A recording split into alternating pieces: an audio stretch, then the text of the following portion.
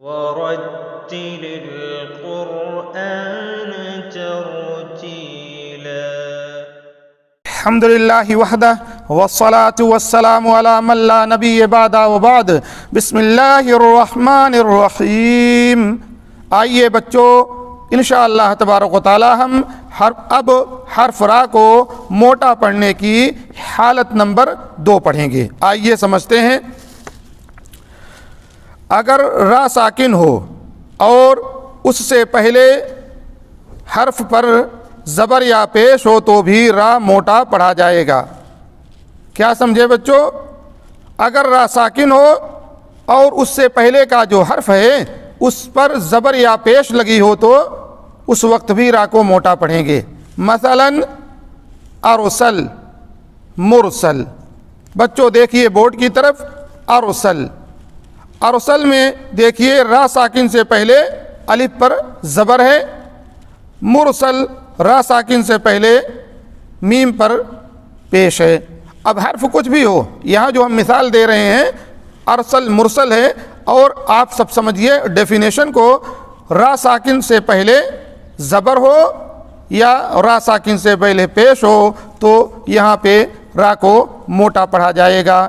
آئیے بچوں اب انشاءاللہ تبارک و تعالی ہم حرف را کو پڑھنے کا یعنی موٹا پڑھنے کا جو قاعدہ حالت نمبر 3 ہے اسے سمجھتے ہیں.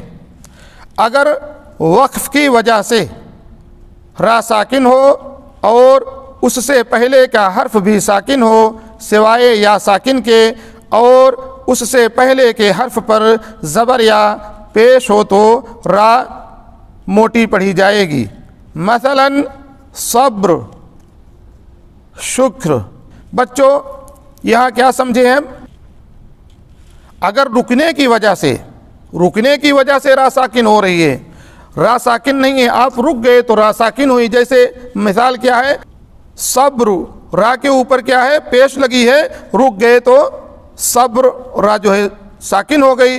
اور اسی طریقے سے شکر جو ہے را کے اوپر پیش ہے، رک گئے تو را ساکن ہوئی. تو یعنی اگر رکنے کی وجہ سے را ساکن ہو رہی ہے اور اس سے پہلے کا جو حرف ہے، را ساکن سے پہلے جو حرف ہے وہ پہلے سے ساکن ہے، اور اس سے پہلے کے حرف پر زبر یا پیش لگی ہو تو ایسی را کو موٹا پڑھا جائے گا. لیکن دیکھنا کیا ہے بچوں؟ را ساکن سے پہلے جو حرف ہے وہ یا ساکن نہیں ہو.